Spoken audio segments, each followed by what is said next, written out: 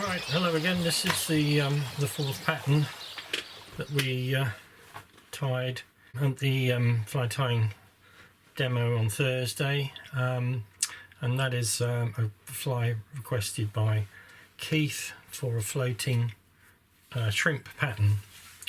The standard patterns that have got the piece of foam on the back generally don't keep the fly in the surface, especially if you have got to use strong wire hooks, which are necessary, certainly at Grafham, where the trout, when they get locked onto the shrimp, they're very aggressive, and they'll straighten out anything that is sort of standard wire. So this is a heavyweight buzzer hook. What I'm using is the a Flybox buzzer pattern, size 10, and the thread I'm going to be using is just going to use this, as I've got it in the bobbin holder, is just a tan thread. So foundation thread first,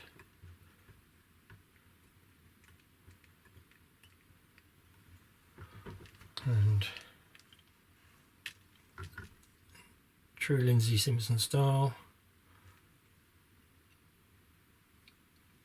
a bit of super glue to stop everything from slipping around on the shank. This gives it a stable base to work to. So just taking the thread round the bend,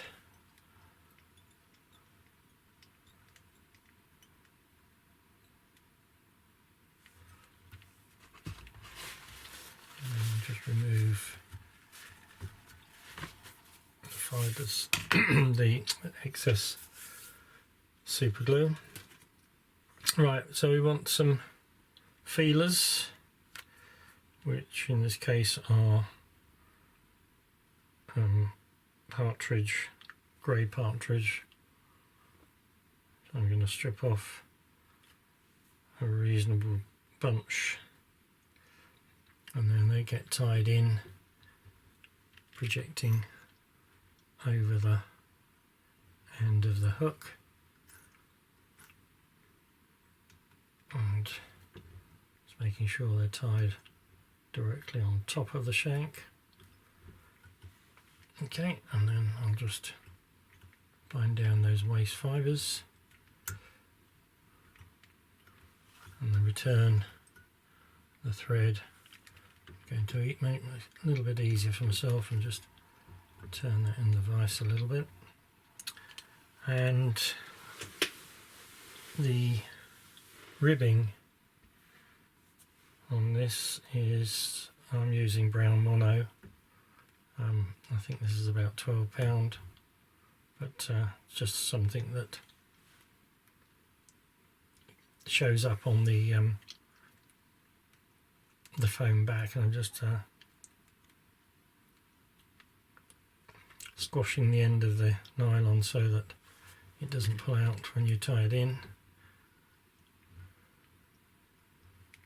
Not so much when you tie it in, but when you're binding it down to rib the fly, it could pull out, and then you've undone all your good work. And then the foam back is, I've used this sort of creamy coloured foam, and I've cut it on a cutting mat with the staple, but with a scalpel. But you can see, if you can pick it up, it's got slightly tapered edge. When you cut, there's a tendency to undercut on the I'll use your steel rule, you undercut, so that will help in creating a little bit of slimness to the fly. So that we want on the top, so we have to tie in underneath. So I'm just going to taper the end. So we can tie that in.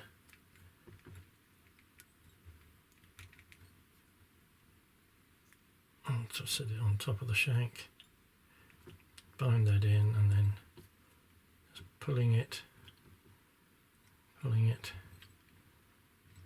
so you get to the end.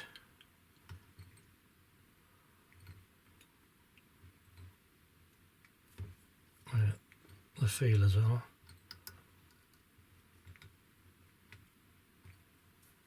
So I'm just going to wind that down and compress the foam to just reduce the diameter a little bit.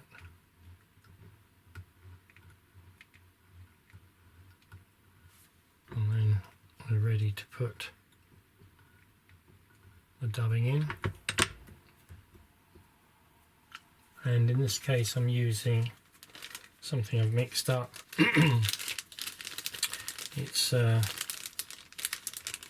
light hare's ear, well, it's hair body mix, which has got a little bit of UV in it, but I've mixed in some guard hairs from the mask, the hair mask.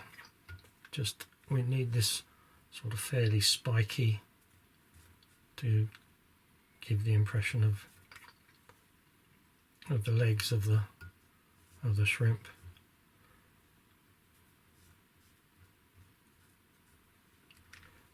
So trapping that in, and then spinning it up. Don't want it too tight if we can help it, so that we can comb out as much of the spiky material as possible.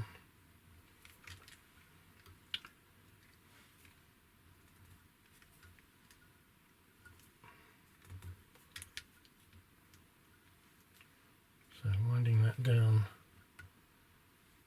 round.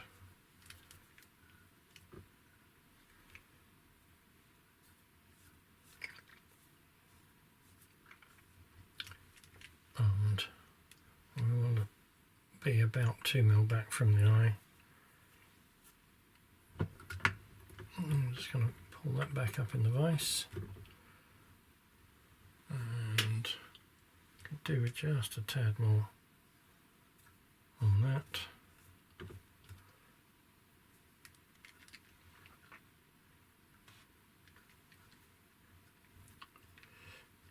Right. So the next thing to do is to pull over the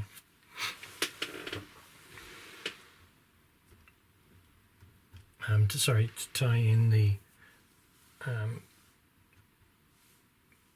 it's polystyrene, but this is, I'm using this foam.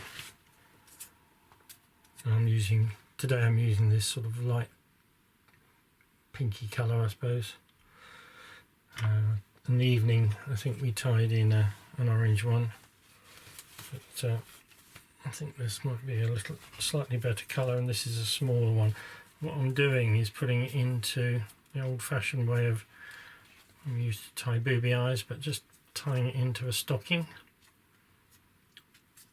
So we can then place that in position,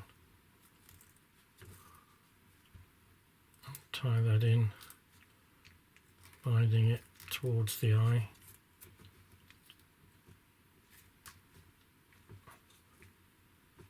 And then she turns underneath, and then binding that back to where the body ends. Just removing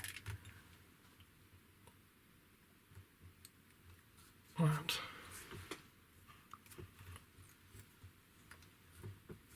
And the beauty of having this as opposed to just an ordinary piece of foam is that it's more mobile. It's so that when the fish takes it, he doesn't necessarily feel that because it's not so rigid. That's my theory anyway. So now we need to bring the foam over the back, and we're pulling it tight, and then behind the polystyrene ball, and then just going to pull it back onto my sample so that rather than break it off, just in case it pulls through.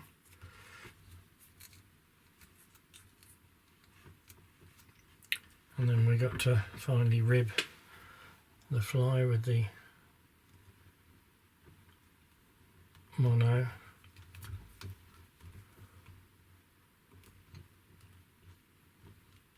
So I'm just getting the mono to bed into the foam to create like a little segmentation.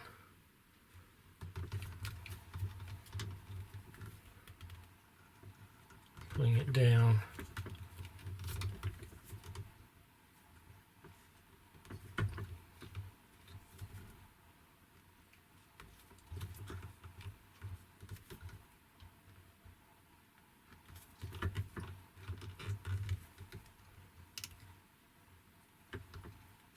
And then tying that off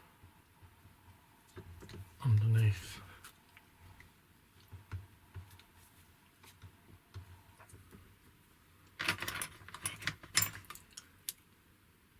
And trimming that back, and then I'm just going to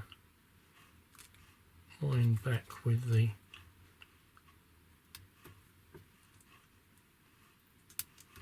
thread and trap a bit more of that stocking material in, just to tidy it up and get the bead away from the hook eye. And then finally a bit of varnish on the thread.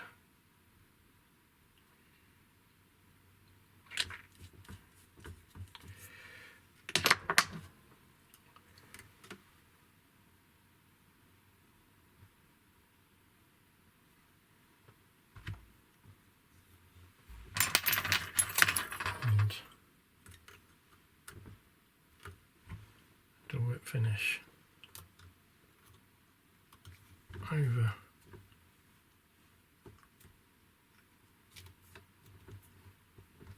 up behind the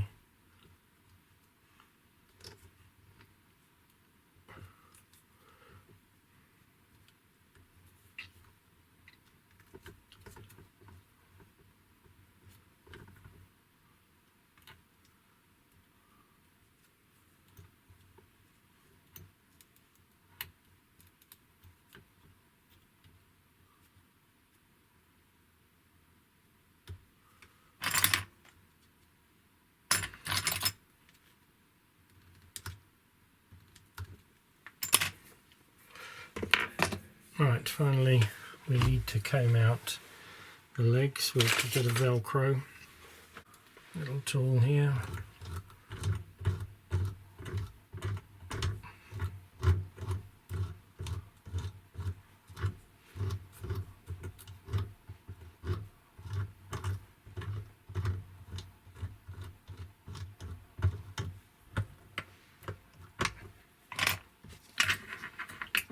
You can always use a dummy needle to pull out any more fibres that won't pick out from the Velcro.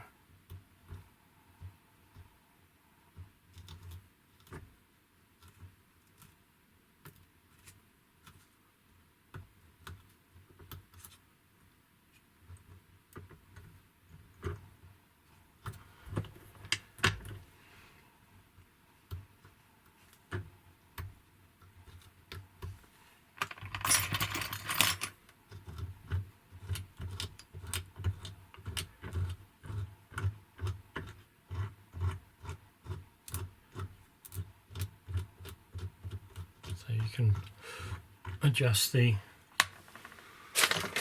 amount.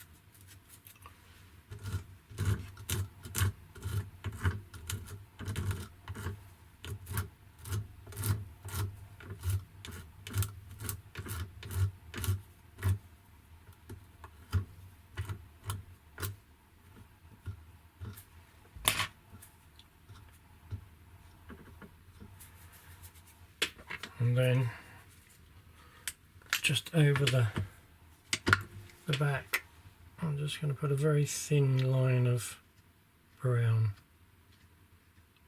which I'll just take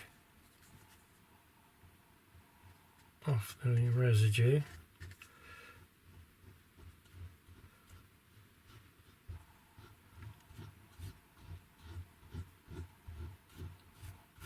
It's got a washed out look.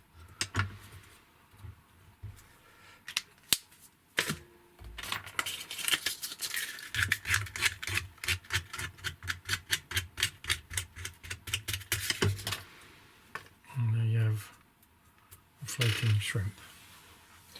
There is one more tie, one more fly to tie, which we didn't cover on the evening, but I'll post that on the YouTube, and if we get a chance to go over it on Thursday at our workshop, then we'll do so.